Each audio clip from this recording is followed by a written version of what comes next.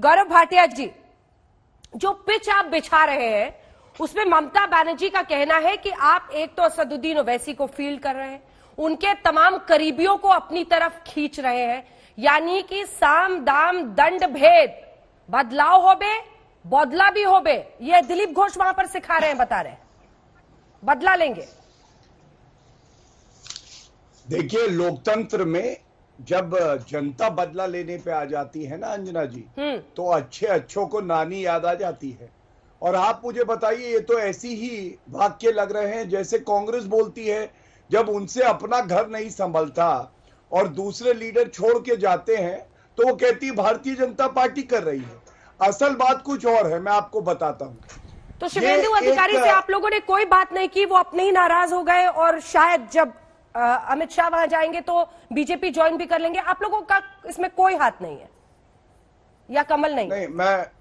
मैं आपको एक बात बताता हूं, ये बात बिल्कुल स्पष्ट है कि आज भारतीय जनता पार्टी वो पार्टी है जिसके प्रति हर कोई आकर्षित है, क्योंकि हमारे पास मजबूत नेतृत्व है। नरेंद्र मोदी जी हैं, हमारे पास जेपी नड्डा जी हैं। जेपी नड्डा जी बंगाल गए, अमित शाह जी जाने वाले हैं, तो ये स्वाभाविक है कि बंगाल के लीडर ही नहीं जनता भी आकर्षित हो। और उसकी वजह है क्योंकि हम स्वच्छ राजनीति करते हैं, हम विकास की राजनीति करते हैं। लेकिन एक मिनट के लिए बस समय दीजिएगा, ये है क्या मैं आपको बताऊं।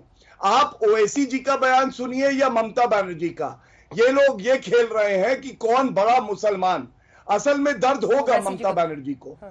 10 साल से करीब करीब वहां पे ये मजहबी खेत लहला रहे थे और वहां पे फसल बोई जा रही थी नफरत की। अरे वो तो कह रहे हैं कि आपने प्लांट किया है, ओवैसी जी को आपने प्लांट किया है, जैसे बिहार में किया था और नुकसान पहुंचाया आपने महागठबंधन को, वैसे यहां पर भी वो आपकी टीम पे है। अच्छा, नहीं, ओवैसी जी तो ये कह रहे थे कि हमें भारतीय राजनीति की लैला समझ रखा है। अब मैं इतना ही कहूंगा, ओवैसी जी आप भारतीय राजनीति की है लैला और आपने भारतीय राजनीति को कर दिया है बहुत मैला, बहुत मैला, बहुत मैला। और अंजना जी, जहां उत्तर प्रदेश में हमारी 300 से ज्यादा सीटें आती हैं, लोकसभा में 300 से ज्यादा सीटें आती हैं, तो आपको लगता है कि हमें ये चरमराई हुई बैसाखी चाहिए? हम अपनी टांगों के बल पे दौड़ते हैं और हमारे सामने कोई खड़ा नहीं हो पाता क्योंकि हम में ईमानदारी है। ये बात पूरा देश जानता है। ठीक है, वारिस पठान जी, दोनों तरफ से, उधर ममता बनर्जी कह रही है कि आप बीजेपी के हाथों बिके हुए हैं, ये कह रहे हैं आप नफरत की फसल बो रहे हैं, मैला कर रहे हैं देश की राजनीति को। अंजना जी, सबसे पहले तो मैं ममता बनर्जी के इस वाहियात बयान का पुरजोर तरीके से खंडन करता हूं, कंडेम करता हूं कि इस तरह का बयानबाजी नहीं होना चाहिए।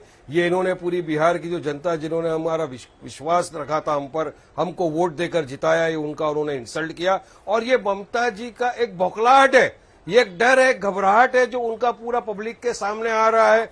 और ये भाजपा और ये टीएमसी दोनों एक ही सिक्के के दो पहलू है। मैं बताता चलूं आपको अंजना जी, आज इतने वर्षों से ये लोग राज कर रहे हैं, क्या किया है मुसलमानों के लिए लोगों ने बंगाल के अंदर, बताइए मुझे। मैं तो नहीं बोलता हूँ, इंपेरिकल डेटा है, इतनी सारी कमेटी के रिपोर्ट है, सच्चर कमेटी के रिपोर्ट है, रंगनाथ मिश्रा कमेटी के रिपोर्ट है। अरे सुनिए गौरव भाटिया जी, बोलने की ताकत रखते हो तो सुनने का भी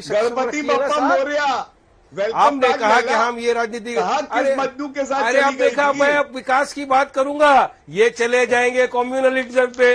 अरे गौरव भाटिया, बोलने दीजिए, सुनिए की बात तो नहीं करी ना लैला। अरे मैं तो बता रहा हूँ जो हम पे राजनीति ममता, अरे मैं तो ममता दीदी को बोल रहा था, आपके पेट में क्यों दर्द हो गया? मैं तो ममता दीदी के बयान का खंडन कर रहा था, उन्होंने जो बयान दिया उसकी मैं बात कर रहा था, आप बीच में टपक पड़े।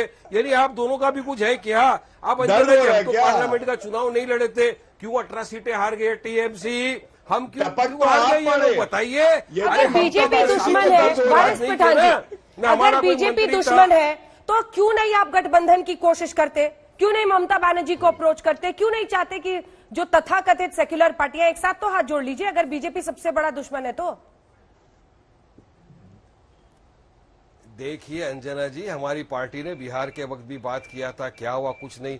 ये लोग वही अंडर एस्टिमेट करते हैं और बाद में फिर इल्जाम हम पे लगाते हैं, हम बी टीम में, सी टीम में, डी टीम में। अरे ये सब पुराना हो गया। बिहार का डेटा पब्लिक के सामने, पब्लिक के डोमेन में आप देख लीजिए कि किसका वोट कटा, किसके वोट कटे।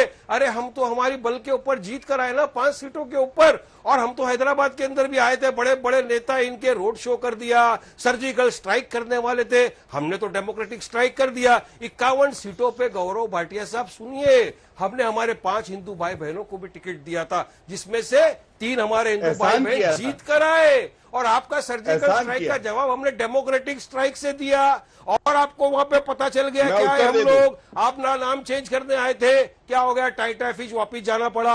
अब बंगाल है, डेमोक्रेसी ने आपको अधिकार दिया है लड़ने का, हमको भी अधिकार दिया है लड़ने का। आप लड़िए, आप रिलीजियस पॉलिटिक्स करिए, हम विकास की बात करेंगे, लोगों को विकास चाहिए, हम बताएंगे इंपेरिकल डेटा कि बंगाल के मुसलमानों को क्या मिला अब तक, बंगाल के दलितों को क्या मिला अब तक, हम पब्लिक के सामने लाएंगे। अरे पब्लिक हमको चाहती है, आज तक कोई ऑप्शन नहीं था। ममता जी अपने आप को समझ रही थी कि मैं सब कुछ हूं, उधर बीजेपी आके बोले नहीं इनको वोट मत दो, इनको वोट मत दो। अरे पब्लिक को विकास चाहिए अंजना जी, और वो विकास सिर्फ मजलिस इत्तेहादुल मुस्लिमीन दे सकता है। बैरिस्टर असदुद्दीन ओवैसी की पार्टी विकास दे सकती है, जिसका जीता जागता सबूत है। आपने तो देखा हैदराबाद के अंदर। मैं तो गौरव भाटिया को सवाल पूछ पूछ के थक गया, जवाब नहीं दे रहे। बताइए मुझे कोई एक एमएलए जिसने अपने क्षेत्र के अंदर 14 स्कूलें खोली हो, 5 अस्पताल खोले हो, मेडिकल कॉलेज खोले हो, कोई नहीं है। मगर मेरे पास एक ऐसा शख्स है, ओवैसी ब्रदर्स, जिन्होंने हैदराबाद में करके दिखाया।